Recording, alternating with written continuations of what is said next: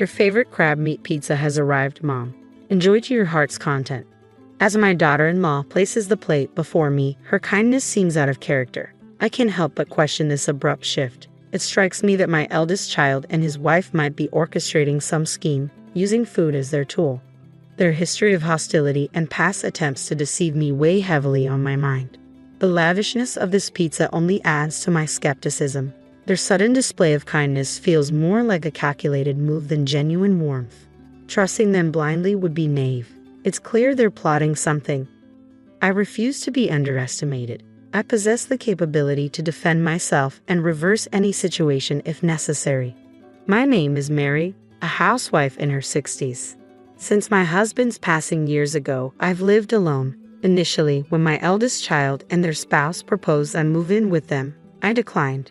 They were newlyweds, and I wanted them to relish that special phase. Nevertheless, they insisted on residing nearby out of concern for my well-being, a gesture for which I was genuinely appreciative. Their frequent visits, despite my reassurances that they needn't feel obligated, were a testament to their caring nature. My eldest child would often express worry, prompting me to relent and indulge their concern. Similarly, my daughter-in-law sought opportunities to foster a bond with me even when my eldest was occupied. I took pride in my child's choice of partner, believing her to be a person of integrity. However, I was oblivious to their ulterior motives at the time, a realization that now vexes me. Reflecting on those moments, I am irked by my own gullibility. Genuine kindness without hidden agendas is a rarity. I allowed myself to be swayed by their eloquent assurances, oblivious to the underlying truth. It wasn't until later that I uncovered their true intentions. One evening, they dropped by and ended up staying overnight, citing a lack of plans for the following day. Though I hesitated to encroach on their time as a couple, suggesting they return home since it was nearby, my daughter-in-law was insistent. "We're eager to strengthen our bond, so we'd like to stay," she asserted. Reluctantly, I acquiesced, offering them the guest room. This house, a creation of my late husband, holds many unused rooms since it's too large for just me. Despite its dustiness, my daughter-in-law graciously assisted in tidying up, showcasing her adeptness at housework and reinforcing my favorable opinion of her. In the quiet of night, I stirred, parched, and made my way to the kitchen. En route, I noticed the living room bathed in light. Intrigued, I peered in, finding them seated on the sofa engaged in conversation. Unable to resist the temptation, I surreptitiously listened in, inadvertently overhearing a dialogue between my eldest child and his wife. "I'm utterly drained," remarked the eldest child.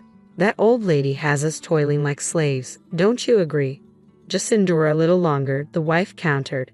"Once we secure Mom's inheritance, we're free.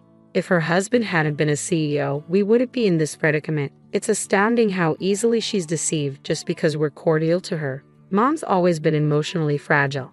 She'll likely bestow the inheritance upon us." I was dumbfounded by what I overheard. If their words held truth, then their kindness was merely a facade to lay claim to my late husband's estate. Had all their previous gestures been insincere? Every word they uttered to me were family bound to support each other, or so I thought. Why this fixation on the inheritance? I couldn't discern any financial troubles on his part, but perhaps he's entangled in dire straits unbeknownst to me. What drives them to such lengths for an inheritance? Is it solely for monetary gain? The behavior of the couple left me pondering, perplexed by their motives. I resolved to confront them about their recent conduct. Through inquiries within the neighborhood and among acquaintances, a startling revelation surfaced. Both of them were deeply entrenched in gambling, having accumulated an overwhelming debt far beyond their means to repay through conventional employment. It dawned on me why they were so desperate for the inheritance. My late husband had bequeathed a substantial portion to our eldest child, albeit less than what I received, yet still a sizable sum. They had recklessly squandered it, plunging into insurmountable debt. Their kindness, it seemed, was merely a guise to secure the inheritance from me. Following this discovery, I grew wary of their intentions. "Do you require any assistance, Mom? We're here to lend a hand," my daughter-in-law inquired, her words ringing hollow in light of the unsettling truth. "Your favorite crab meat pizza is here," my daughter-in-law announced cheerfully as she placed the plate before me. "Mom, eat as much as you want." Her sudden kindness struck me as odd. I couldn't help but question this abrupt change. Suspicions gnawed at me. It seemed my eldest child and his wife were orchestrating something, perhaps using food as a guise. They had a history of hostility and deceptive acts, so their newfound warmth raised red flags. It was clear to me that something wasn't right with this extravagant pizza. Their niceness felt contrived, and I couldn't shake the feeling that they were up to something. I refused to be underestimated. Despite being a housewife in my 60s, living alone since my husband's passing, I was not without my own strength. When my husband died, my eldest child and their spouse had offered for me to move in with them. However, I declined, wanting them to cherish their newlywed bliss. Yet they insisted on living nearby out of concern for me, a gesture I initially appreciated. Their frequent visits, despite my reassurances that they needn't feel obligated, only fueled my suspicions. But it wasn't until one fateful night that my doubts were confirmed. They stayed over, claiming they had no plans for the next day. I suggested they return home since it was close by, but my daughter-in-law insisted they stay to deepen our relationship. Reluctantly, I agreed, offering them the guest room. In the dead of night, I caught them conversing in the living room. What I overheard shattered any remaining trust I had in them. They spoke callously about me, about their plans to secure my late husband's inheritance. They had squandered their own fortune on gambling debts, leaving them desperate for money. Their kindness towards me was a ruse, a means to an end. From that moment on, I kept my guard up. When my daughter-in-law extended hollow offers of help, I politely declined, wary of their true intentions. Their subsequent attempt to confront me about a supposed new love interest only reinforced my skepticism. Their concern was a thinly veiled attempt to maintain control over my finances, and I refused to be manipulated any longer. I could see right through her facade. It was clear she was only concerned about protecting her inheritance. Yet my daughter-in-law continued to play the role of the caring daughter-in-law, never revealing her true intentions. That's acceptable for now, I thought. The true nature of my eldest child and their spouse will be revealed in due time. All witness their true selves when the moment is right. And that moment arrived sooner than anticipated. "Happy birthday, Mom," exclaimed my eldest child, presenting me with a bag from a fancy pizza establishment. Inside were an array of pizzas, including my beloved crab meat pizza. "Thank you, but let me handle these," I insisted, prepared to start plating them. "No, Mom, today's your day. Sit back and relax. I'll take care of it," declared my daughter-in-law as she whisked the bag away to the kitchen. My eldest child followed suit, offering assistance. Despite their seemingly genuine efforts to celebrate my birthday, I remained wary. Something was amiss. As I contemplated their motives, they returned with plates in hand. Before me sat a steaming slice of crab meat pizza. "Here's your favorite, Mom. Enjoy," my eldest child affirmed, echoing their spouse's sentiments. To an outsider, it might have seemed like a joyous birthday celebration, but I knew better. There had to be something sinister lurking on that plate. I refused to be fooled. Their excessive kindness raised suspicions that couldn't be ignored. With my husband no longer by my side, I understood the importance of protecting myself. I vowed never to place my trust in them again. They would soon rue the day they attempted to deceive me. "Well, it certainly appears appetizing, but my tastes have evolved recently. I find myself drawn to the foie gras on your plate," I remarked, reaching for my eldest child's dish. They tried to intervene, but I feigned ignorance, questioning, "Is there a problem? You know, I've developed a newfound appreciation for foie gras. And if memory serves, you used to enjoy crab meat too, didn't you?" I suggested we share both dishes, observing the sudden pallor that washed over my eldest child's face. It was evident that they had schemed to manipulate me by tampering with my favorite pizza. Their reluctance to indulge confirmed my suspicions. "But it looks so tantalizing. Won't you have a taste?" I prodded, watching as their facade crumbled under the weight of their deceit. With resolve, I reached for a slice of the crab meat pizza and offered it to my eldest child. Reluctantly, they took a bite, their expression tense as if anticipating the aftermath. Daughter-in-law glanced at them, her concern evident in the pallor of their face. "You seem a bit off color. Perhaps the pizza didn't agree with you, Mom," she suggested, her voice tinged with apprehension. "Considering how your husband is feeling, maybe it's best to call it a night and prepare something different," she added, her panic palpable. Sensing daughter-in-law's desperation to end the meal, I countered, "But your son doesn't appear well either.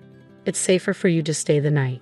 Despite her attempts to deflect, insisting they leave, her words faltered, betraying her desire to depart.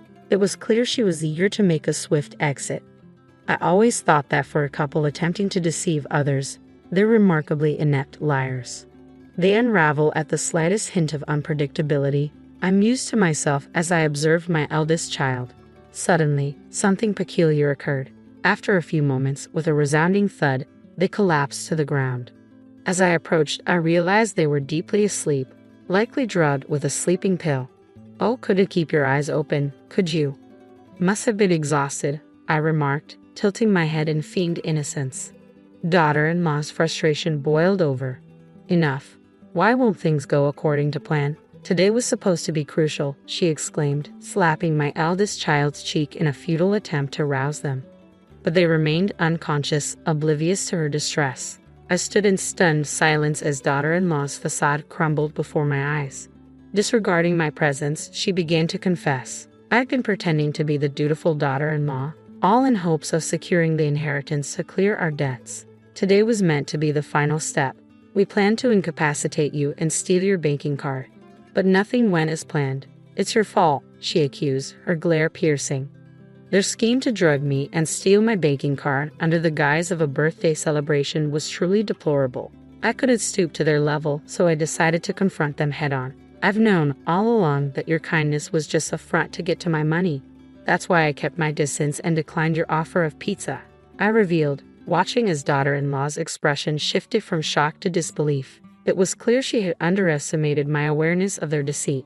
How foolish they must feel for thinking they could deceive me so easily. Sorry to burst your bubble, but I'm not as naive as you both seem to think, I continued, a hint of scorn in my voice. Your sudden displays of kindness always struck me as suspicious, and I even overheard your conversation about the inheritance when I stayed over, discussing your plans in the target's own home. That's just plain foolish. Don't label us as fools. We've been doing our best, daughter-in-law retorted defensively. If this is your best effort, then it's no wonder you're drowning in debt, I countered sharply, watching as daughter-in-law's expression shifted with discomfort at the mention of the word debt. And you know about the debt too. How much do you know? It was evident that daughter-in-law hadn't anticipated my knowledge of their financial woes. Her anxiety was palpable at the mention of their debt. I did some digging and discovered the extent of your gambling debts. It was quite a shock to find out. You've managed to accumulate quite a substantial debt, I stated matter-of-factly, noting the growing pallor of daughter-in-law's face. She must have realized there was no escaping the truth. Mom, I'm truly sorry.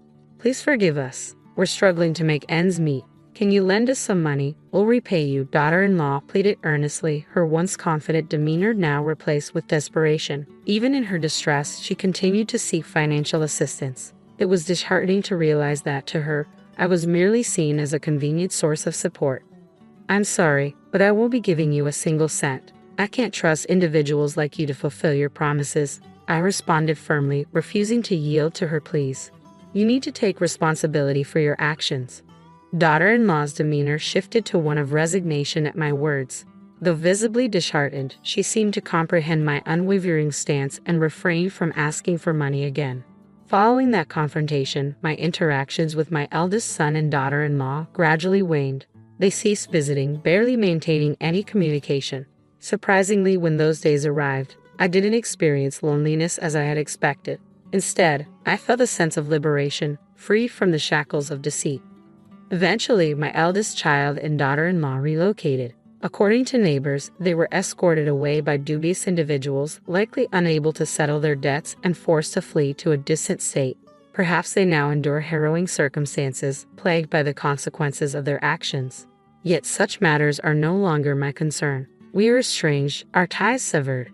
I bid farewell to this tumultuous chapter, confiding in my late husband's photograph. His expression seemed to exude a sense of relief, as if acknowledging the closure of a fraught period. My sole family now resides in the memory of my late husband, the one who steadfastly stood by me. The life is fleeting. I am determined to embrace it with strength, cherishing the cherished moments shared with my husband. Sil kept making mean comments about my husband because he chose to stay home and take care of our family instead of working. I got really upset and told everyone at her wedding dinner how Jason had supported their whole family during tough times. Let me give you some background. I'm 28 years old and my husband Jason is 29. We met 6 years ago and got married 3 years ago. We have a 1-year-old daughter together. I met Jason through my brother, who is friends with him because of their jobs. Jason used to be a police officer, and my brother owns a pizza place where Jason used to hang out. One year, my brother brought Jason home for Thanksgiving, and that's when we met. After dating for 3 years, Jason proposed, and we got married. I had met most of Jason's family before we got married, and they were usually nice to me, except for my sister-in-law Janice, who is 27. Even though Jason assured me that Janice would warm up to me eventually, she never did. She never openly showed her dislike for me in front of others. Instead, she would make subtle insults and backhanded compliments, passing them off as jokes. At first, it really bothered me, but after a while, I got used to it. I got used to ignoring Syl's mean comments because I didn't want to give her the satisfaction of seeing me upset. She never said anything rude when my husband Jason was around, probably because she didn't want to upset him. Jason knew about the tension between his sister and me and made sure I wasn't alone with her during family visits. I didn't want Jason to cut off his family because of Syl's behavior, so we just pretended everything was fine. We both tried to ignore Syl's comments, even though it wasn't easy. We didn't really have any other choice. Looking back, I wish I had spoken up instead of staying silent. I was worried about causing trouble or being seen as overly sensitive. But I couldn't stay quiet any longer, especially after what happened recently. Jason used to be a police officer, but he quit his job to be a stay-at-home dad a few months ago. I'm a working mom with a demanding job as a trauma surgeon. My husband and I were struggling to balance our careers with raising our daughter. Both of us had demanding jobs and couldn't spend much time at home. We relied on daycare and our parents to take care of our daughter when needed, but it didn't feel like enough. We felt like we were missing out on important time with her, and we worried she wouldn't have us around much as she grew up. About a year ago, my husband Jason and I had a serious talk about this. He decided to quit his job as a police officer so he could spend more time at home with our daughter. I didn't push him to make that choice, but he felt it was the right thing to do since I earned more money, and he believed it was fair for our daughter to have one of us around most of the time. I asked Jason countless times if he was sure about quitting his job to become a full-time dad. It was a big decision, and I wanted to be sure he wouldn't regret it or feel resentful toward me. But he reassured me that he was happy to take on this role. Even though he loved being a cop, he seemed genuinely content spending his days taking care of our daughter and managing the household. We talked about it recently, and he admitted that it was a bit challenging at first to adjust to being a stay-at-home dad after working for so long. But over time, he found it easier, especially because he could spend quality time with our daughter. He's really happy with how things have turned out. He used to dream of being a cop, but now his biggest dream is being a father, and I think that's pretty amazing. However, Jason's family doesn't see any beauty in our situation. I probably should have expected this, considering they're pretty traditional. While they allow women to work, there's a catch. They don't allow men to work at home. None of the men in Jason's family do household chores because they think it's beneath them. So the women end up doing both their jobs and the household work, or they're pressured to quit their jobs altogether, like my mother-in-law did. What's even crazier is that they don't see anything wrong with this setup. They think it's perfectly fine. Jason and I have talked about this, and we both agree it's a backward way of thinking. But we've never brought it up with his family because they just come up with excuses to justify their beliefs, and we didn't want to get into arguments with them. If they're happy living their lives that way, who are we to judge them? Thankfully, we found a different path for ourselves. Jason and I have always divided our responsibilities equally, and sometimes he even does more household chores if I have to work late. Now, with him staying at home full-time, he's taking care of everything at home while I focus on my job to support us. We believe that as long as we're all happy and healthy, and there's food on the table, it doesn't matter who does what. However, his parents and sister strongly disagree with this. They're upset with Jason for quitting his job and staying home with our daughter. They think it makes him less of a man or something, and they've been arguing with him about it for months. I tried to step in at first, but his parents made it clear that my involvement would only make things worse. Jason didn't want me to defend him either because he didn't want to drag me into the conflict. So I decided to stay out of their way. It took them a while, but eventually they accepted our new arrangement and stopped bringing it up. It probably helped that they had other things to focus on, like Janice getting engaged. Her boyfriend, Harry, proposed after they'd been together for 2 years. Everyone was so caught up in the excitement of the engagement that they pretty much forgot about Jason's situation for a while. We were grateful for the distraction because it meant we didn't have to deal with any arguments from his family about Jason staying home. It seemed like everything had blown over, and we wouldn't have to hear about traditional gender roles again. But then, at Janice's rehearsal dinner yesterday, the topic came up again. So we had a bit of a crisis. Janice's wedding was just a day away, and we needed to figure out how to handle the situation quickly. We needed help urgently, so we posted about it hoping for a fast response.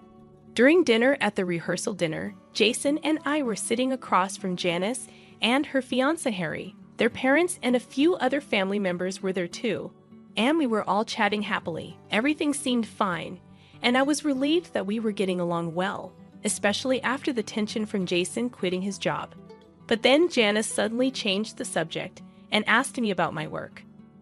I felt really uncomfortable, but I had to answer Janice's question about my work because it seemed innocent enough. I just said everything was going well and hoped she'd leave it at that. But then she turned to Jason and made a joke about how he's now living a life of leisure since he's not working and relying on my income. She didn't stop there. She kept making jokes about how he's not in charge anymore and cracked some other mean jokes about him. Jason tried to brush it off and smile, but it was clear he was hurt. I couldn't take it anymore. It was like all the frustration from dealing with Janice and her family's outdated views just boiled over. So I decided to bring up something that nobody wanted to hear. I couldn't hold back anymore, so I told Janice that she could joke all she wanted, but Jason was still a better person than anyone in their family. I pointed out how audacious it was for her to make fun of Jason, considering that without him, she wouldn't have been able to go to college or even meet Harry. Jason had been helping his parents financially since he was 18. It was a dark time for their family when Jason's father lost his job while Jason was still in high school. Janice was too sheltered to notice the struggles in her own family, and her parents and Jason made sure to shield her from it. They never said no to her, even when they were struggling themselves. Jason had to work 2 jobs to support them while his father searched for work. Thankfully, they only had to endure this hardship for about a year. Thanks to Jason's support and some savings, Janice never knew about any of this until I brought it up at the rehearsal dinner. She was shocked, and so was everyone else, because the secret had been kept for almost a decade. Nobody was supposed to talk about it because they didn't want Janice to find out. But after all those years, I finally brought it up, and now she knew exactly how much she owed to her brother. She had no right to make fun of him or put him down. Everyone else might have kept quiet to protect her, especially Jason, but I couldn't stand by silently. After I spoke up, there was just silence at the table. After a moment, Jason and I left, and we walked back to our hotel room without saying a word. Even when we got there, we didn't discuss what had happened at dinner. I knew it would become a big deal, and so did Jason. But his silence told me he didn't think I did anything wrong, so there was no need to talk about it further. The next morning, when I woke up to the sound of knocking on our door, and it was Jason's parents. They wanted to talk to me right away. After they came in and we all sat down, they got straight to the point. They told me that the family wanted me to apologize to Janice. They felt that what I said at dinner was something they had kept from her for a long time, and it wasn't right for me to bring it up. They said it wasn't my place to say those things to her, and it had ruined the atmosphere of the evening. They also mentioned that Janice was just joking around with Jason like siblings often do, and now she was upset and couldn't stop crying, and it was all because of me. I realized I had no justification for getting so defensive and revealing such a big secret, knowing the impact it would have on their family. Janice was feeling incredibly guilty and kept apologizing to her parents, realizing she had been a burden on them without even realizing it. Her parents explained that she was having a total breakdown, which is exactly why they never wanted her to know the truth about their past struggles. They believed she was emotionally fragile and wouldn't be able to handle it, and her reactions seemed to confirm their fears. Now they want me to apologize to Janice and the rest of the family for my outburst and tell her I didn't mean what I said. I have until the end of the day to decide, but they want me to resolve things before her wedding tomorrow. There's a one-day gap between the rehearsal dinner and the wedding, so she has time for her friends to arrive. It's fortunate that I have until the evening to decide what to do. Jason believes I shouldn't apologize because I was just standing up for him, and Janice has always been rude to me, so it's time I stood my ground. I've been leaning towards the same viewpoint. However, with Janice's wedding coming up tomorrow, I don't feel good about potentially causing her to have a breakdown right before her big day. Most of her family members think I owe her an apology, but I know their opinion is biased. Even Jason's opinion might be influenced by our situation. So I've turned to Reddit for a neutral perspective. I brought up how my husband helped his family in the past because Janice kept making fun of him for being a stay-at-home father. Update 1. It's evening now, and I've read the comments. I've decided I don't need to apologize for anything. Jason and I are packing up to leave because it would be awkward if I don't apologize and still go to Janice's wedding tomorrow. We're going to tell his parents we're leaving, because it wouldn't be right to just disappear without saying anything. Jason and I discussed this earlier, and he thinks it's the right thing to do. Janice has always been rude and insensitive, and it's time she faces the consequences. Jason's family has been difficult to deal with since he quit his job. He expected them to support him, but they haven't. They make him feel bad for wanting to spend time with his daughter. We knew that they had old-fashioned views about work and household chores, but we hoped they would change.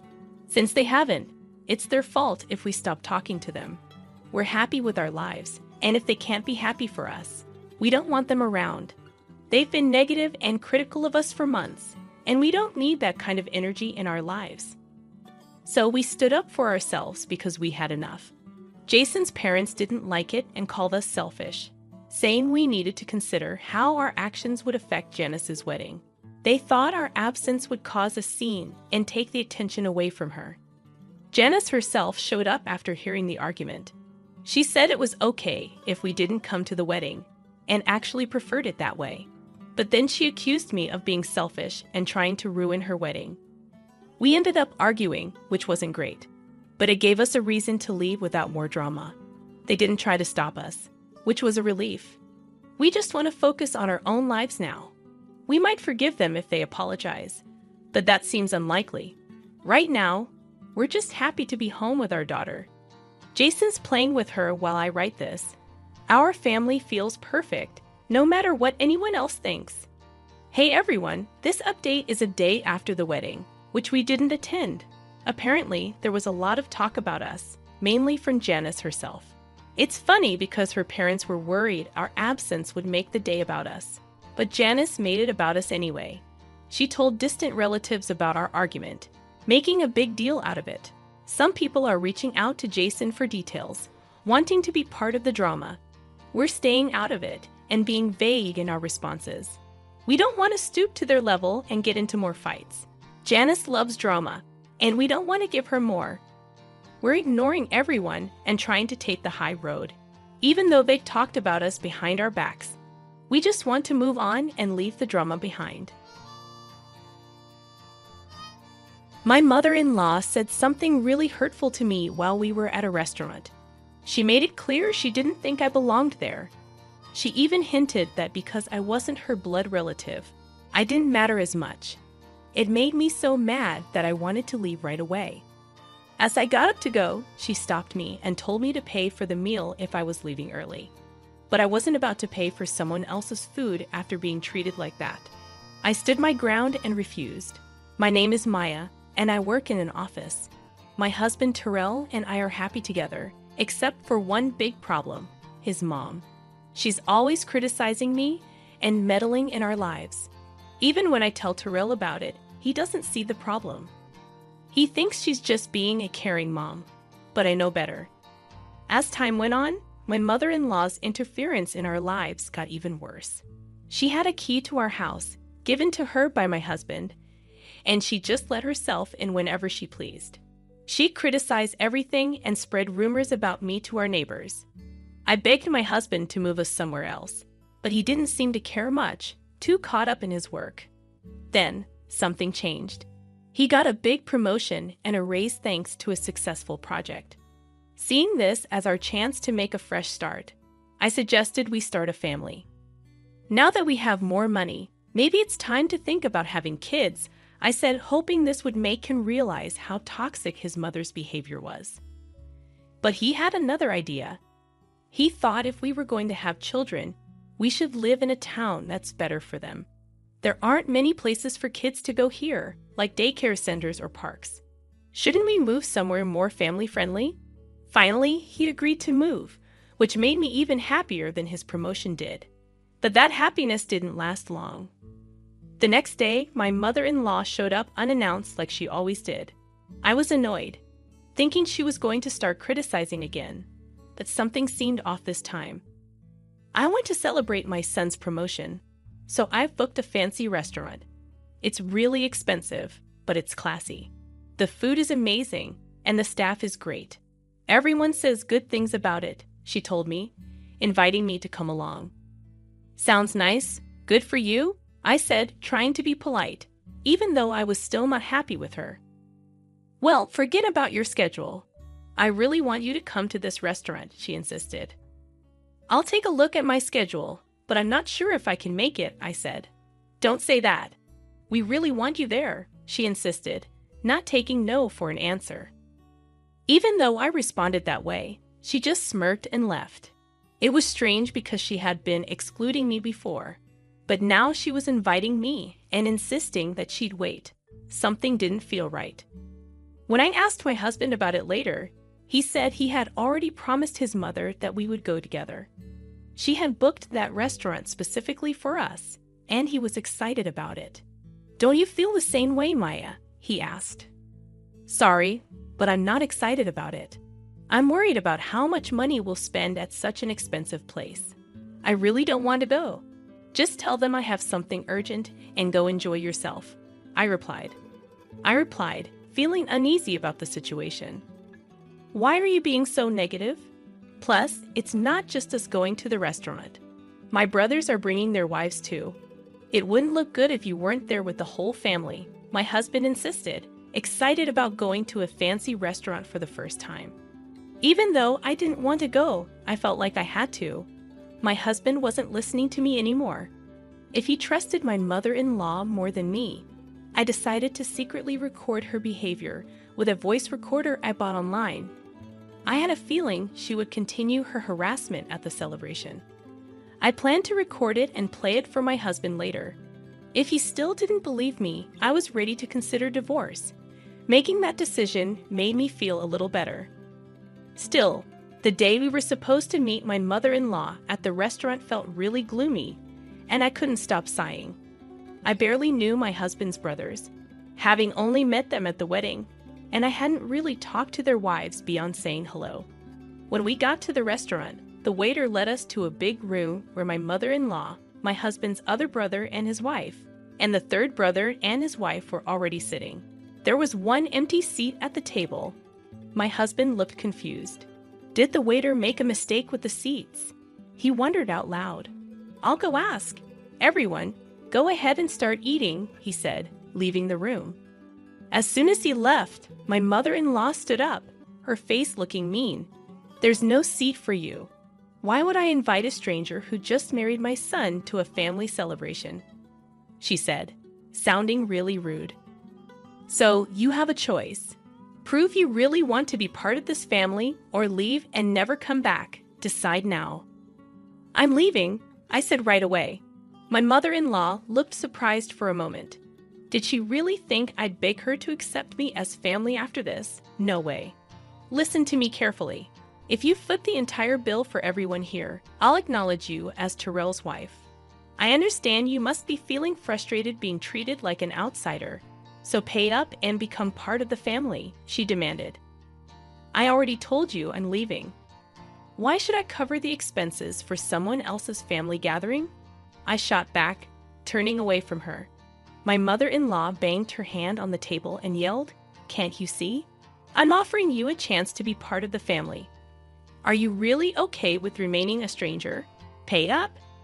No, I'm perfectly fine being seen as a stranger. And since I'm not family, I won't be paying for your meal. Goodbye, mother-in-law, I said firmly, and I walked out. She tried to catch up to me, but by the time she reached the entrance of the room, I was already at the exit of the restaurant. When I got home, planning to email my husband about what happened, he surprisingly returned within just 10 minutes. The waiter confirmed that there was no mistake with the reservation, and my mom was causing a scene, he explained. It seemed like my decision to stand up for myself had inspired the wives of my husband's brothers as well. They had been enduring my mother-in-law's mistreatment silently, but seeing me speak up gave them the courage to do the same. In a bold move, both of them left the restaurant, and our husbands, the eldest and third sons, hurriedly followed them. I was prepared for my mother-in-law's backlash, and sure enough, within 3 hours, the phone started ringing nonstop. It was so disruptive that I eventually blocked her calls. However, one call managed to get through from an unknown number. "Hello, sorry for calling so late. Is this Maya's mobile phone?" The man on the other end introduced himself as a police officer from the nearby police station. He informed me that after everyone left, my mother-in-law tried to eat what she could and then attempted to make me pay the bill. However, the restaurant staff, already unhappy with her behavior earlier, refused her request. They thought I wouldn't come back to pay after leaving upset. Ignoring her calls, my mother-in-law was advised to pay by card. But she didn't have one and didn't bring enough cash to cover everyone's meals. Desperate, she tried reaching out to other family members to help cover the costs, but no one responded. Frustrated and angry, she started yelling and blamed me entirely for the situation. Her anger got worse, and she ended up breaking expensive vases and flower pots in the restaurant. This caused the restaurant to call the police. The officers managed to calm my mother-in-law down, but she refused to admit any fault. The restaurant didn't get paid, and they had a difficult customer on their hands. They asked the police to escort her home. Feeling guilty for ignoring a call from the police, my husband and I reluctantly went back to the restaurant. When we arrived, the police were trying to calm my mother-in-law down. When she saw me, she glared and yelled, "You're useless. This mess happened because you didn't pay the bill. It's only natural to help your mother, isn't it? Pay up now." I was completely shocked when my mother-in-law said something almost threatening, even with the police around. They had already made it clear that if no one took her home, they would either drive her to her in-laws' house in a patrol car or arrest her for leaving without paying. "Please take her away, arrest her, or do whatever you need to do. Just make her take responsibility," I said firmly, my voice firm and determined. My mother-in-law looked shocked at my words. "How could you say something so heartless? I can't believe it. Just pay the bill. It's bad luck to have a family member arrested," she pleaded. "I don't care. I'm not family, and I don't want to be associated with someone who's acting irrationally and causing a disturbance," I replied firmly, trying to leave the restaurant and leave the situation for the police to handle. However, my husband, who had stayed quiet until now, gave me a stern look. "I understand that what happened to Maya was awful, but is it really serious enough to warrant arrest?" he asked, defending his mother. "You're missing the point. She's in trouble with the police because she tried to leave without paying and caused a scene. It has nothing to do with me. Or are you suggesting that I should be responsible for paying for 6 people's meals, even though I didn't eat?" I countered. My husband fell silent, but walked past me towards the police and the restaurant staff. I knew what he was planning to do. Expecting his actions, I called out to him as he walked away. "If you're going to pay for her meal and compensate them, we're getting divorced. Think about that. My husband didn't say anything in response to my words and silently took out his wallet. Feeling hurt and betrayed, I left the restaurant and walked back home along the familiar road. I began packing my essential belongings, getting ready to leave. Just before the day changed, my husband finally returned. Mom's not getting arrested. It seems she was really in the wrong. But the restaurant said they'd forgive her if I compensated them and promised she'd never come back. I didn't have nearly enough money, so I had my brothers come and help. "Oh, I'm so tired," he explained, his voice sounding exhausted. He kept talking about what happened after I left, seeming irritated by my lack of response. Then he noticed my packed bags and approached me. "Hey, what's with these bags?" he asked, looking confused. "I'm getting ready to leave because we're getting divorced. I told you that if you sided with her, we get divorced. You can't say you didn't hear me, neither can you," I replied firmly. My husband looked down at me, his eyes filled with astonishment. Then he lifted his gaze and began to shout, "What's happening? You've been acting so strange today. I understand that Mom did something terrible, but why do we have to get divorced? I've told you I'm being mistreated, asked, and even with evidence and others backing me up, you still choose your almost arrested mother over me. Isn't it weird that I want to divorce someone who acts like that? I've had enough." He kept saying things, but I didn't really listen. I focused on leaving the house and getting ready for the divorce. The next morning, I went straight to get the divorce papers. When I signed and handed them to my husband, he made a scene about not wanting to divorce. But when I mentioned getting a lawyer involved, he reluctantly signed, and I sent the papers off right away. Finally, I was free to be on my own again. Later on, my husband moved out and went to live with his parents. Turns out, he relied on me a lot for housework, so he couldn't manage it alone. The house soon became a mess. Not liking the untidy environment, he ended the apartment lease and went back to his parents' house. In addition, the eldest and third sons experienced similar outcomes. On the day my husband called them to help with the compensation, they each had arguments with their wives. The wives refused to pay for something that was their mother's fault, but the brothers decided to use their savings to assist their mother without consulting their wives. This led to heated arguments and cooled feelings of love, resulting in discussions of divorce. Both brothers ended up returning to their parents' homes and refusing to do any housework. Ultimately, my mother-in-law and her 3 immature sons also moved back to their parents' house. This situation became a source of gossip among the neighbors, who spread rumors that the wives had abandoned all 3 brothers. Mother-in-law dismissed these rumors, defending her sons and blaming their wives for their troubles. Upon hearing the story, my husband nodded smugly, convinced that divorcing them was the right decision. However, my relationship with the neighbors remained good, and they didn't believe the rumors. They knew about my mother-in-law's unpleasant personality and kept their distance, quietly amused by her antics. As time went on, my mother-in-law gained a reputation as a failed parent who couldn't raise her sons properly. Meanwhile, my ex-husbands earned the label of mama's boys in the neighborhood for siding with their mother instead of standing up for their wives. Despite their persistent attempts to contact me, I changed all my contact details and moved to a new house. They couldn't find us, and they spent their days constantly complaining. Since cutting ties with my mother-in-law and the others, my life has become much more enjoyable. Being free from the stress of dealing with her is a huge relief, and making new friends has been wonderful. During the divorce process, I bonded with the ex-wives of my ex-husband's brothers over our shared frustrations with my mother-in-law. Now, we often go out for meals and enjoy shopping together on weekends. I even find myself grateful to my ex-husband for introducing me to such wonderful friends. In 2 days, we're all planning to visit a new cafe. We can finally do what we want, and it feels incredibly liberating. I want to lead my own life without getting caught up in toxic relationships, and I'm genuinely thankful for the friendships I've found. I believe I would still be feeling lonely if it weren't for them. I'm truly grateful, and I hope these friendships last a lifetime. This house is mine now, Mom. You can't come in anymore.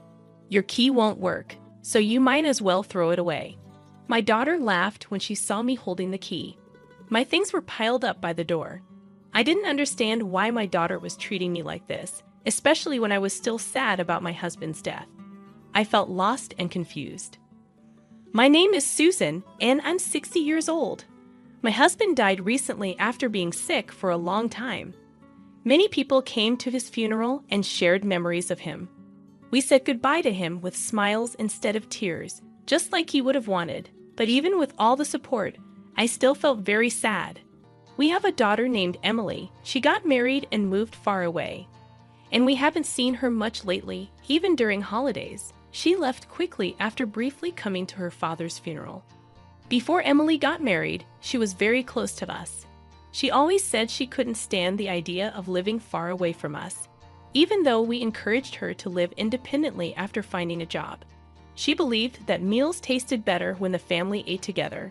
I usually came home late from work, so we made sure to have meals together on my days off. Maybe Emily said this to cheer up her father, who was getting weaker because of his illness. We were really happy and thankful for Emily's thoughtfulness. Then, Emily suddenly told us she was getting married and quickly got the marriage paperwork done. After that, she left our house in a rush. We were confused by her sudden decision. We only met her partner once and had a brief conversation with them. It seemed like they truly loved each other, and we only wished for Emily's happiness without interfering in their relationship. However, a few months after getting married, Emily stopped talking to us altogether. We worried a lot and kept sending her messages and calling her every day to check if she was okay. But she didn't reply to any of our messages or calls.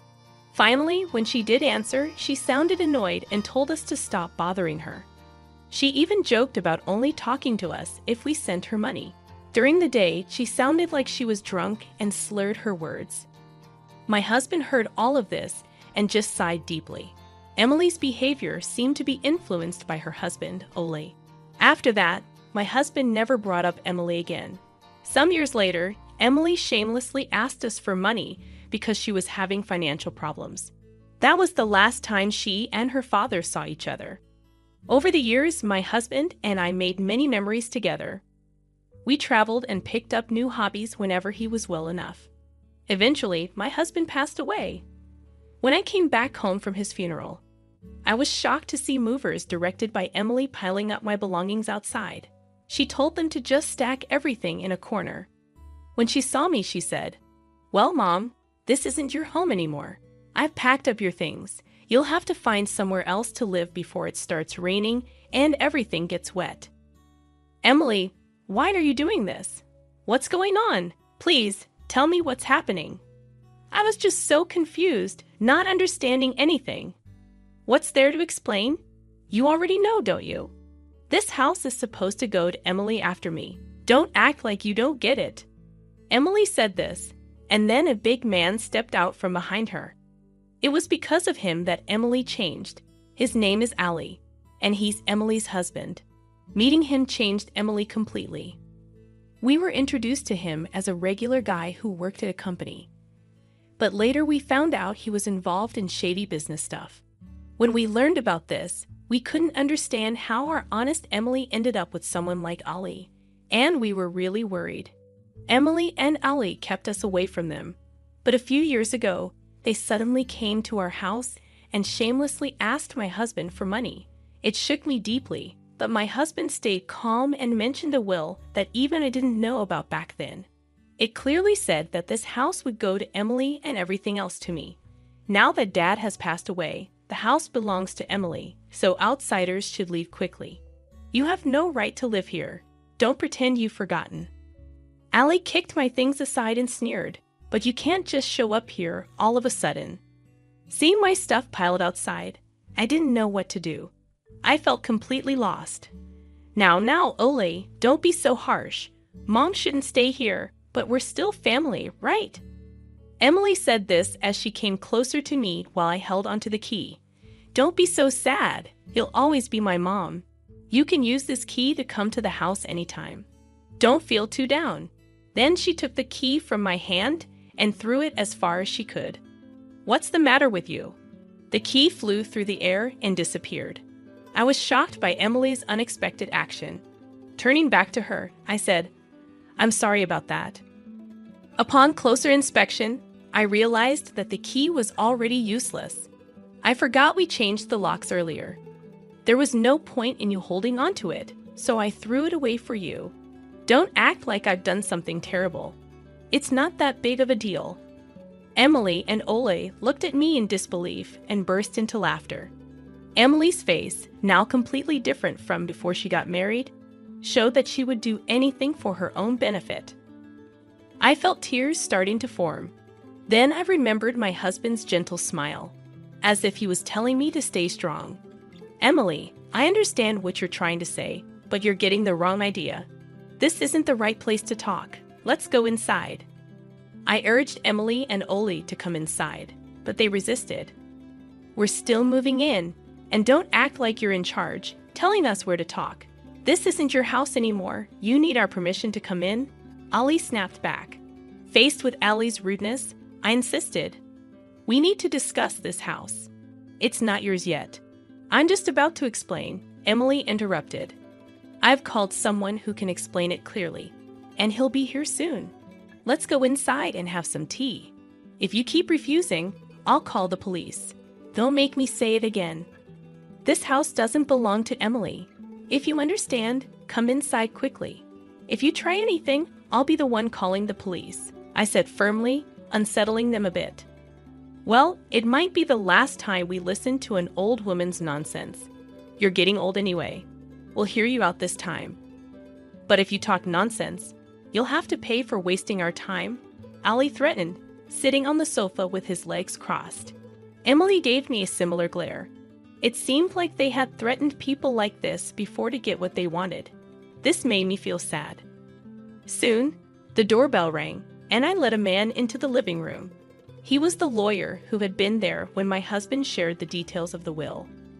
"You're the lawyer from before, right? What are you trying to say?" "We've seen the will that says this house goes to Emily, and Dad said so." "That's the truth, isn't it?" Ali argued. "As I mentioned earlier, there was a misunderstanding before. The will includes a condition, and if that condition happens, the inheritance changes," the lawyer clarified.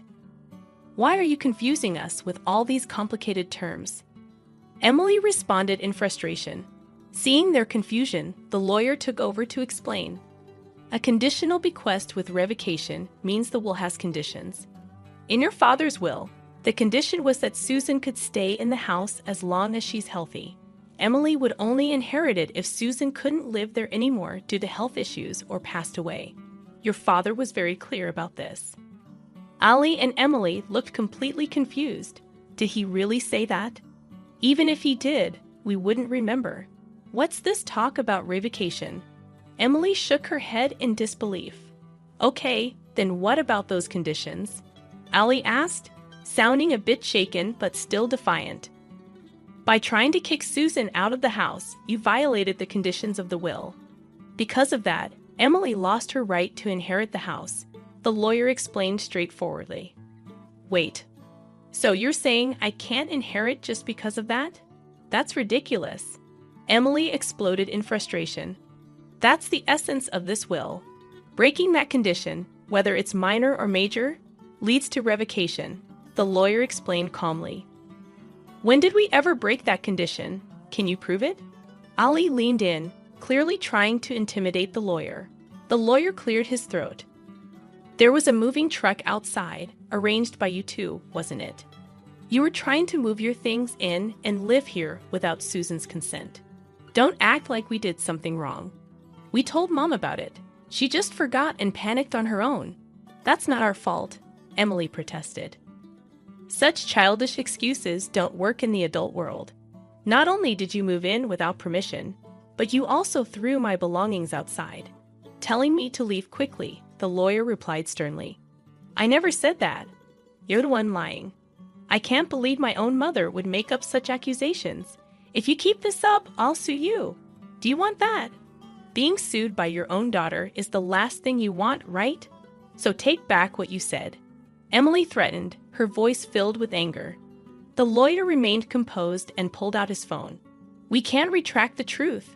Multiple witnesses saw and heard you telling Susan to leave. We've even recorded their testimonies. He played a video with statements from movers and neighbors. Everyone's stories match. They'd all say you two told Susan to leave. You could have paid them to say that. How can we trust this? Stop making a fool of us. Ollie accused, but the lawyer ignored him.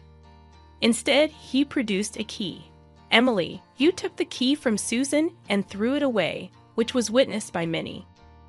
I found this key exactly where it was described to be. Changing the locks means Susan can't enter or live here, breaking the condition that she can stay as long as she's healthy. So you violated the terms of the inheritance. Don't spout whatever you want. If I get serious, I can ensure a lawyer like you never works again.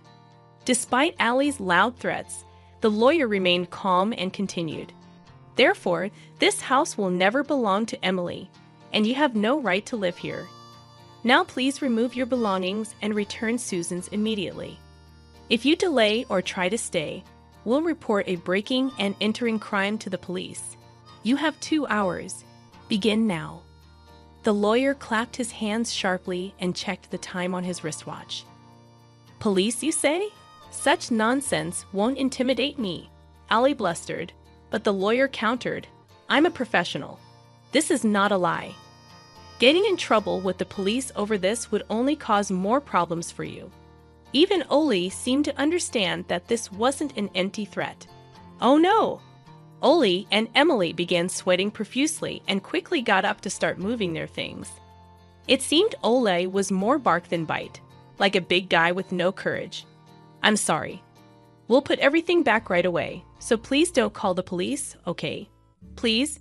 Emily pleaded sweetly with the lawyer and yelled at the movers outside to reload the truck. But they refused, saying there was no such agreement. In the end, Ollie had to rent a car and somehow managed to load their belongings. Just loading isn't enough. You must put everything back the way it was. If Susan's belongings are damaged or dirty, clean them up.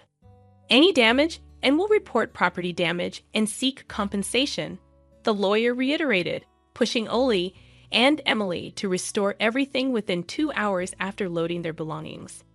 After loading their belongings, Emily tearfully asked Ollie, "Now that we've packed up, what do we do?" "How should I know? It's because of your dad's strange will," Emily sharply retorted, blaming Ollie for not paying attention to the will properly. Despite their argument, they drove off, leaving the scene. I thanked the lawyer profusely and returned to my home filled with memories of my husband, feeling relieved. Later, I heard that Ollie and Emily had caused trouble in their previous town and moved to our house, almost like a secret escape. They had targeted me for inheritance money, but now they were gone. Emily, staying with Ollie, seemed destined for a life of repeating mistakes. It pained me, but it was the path Emily chose. If they ever regretted their actions and wanted to live honorably, I'd be willing to help.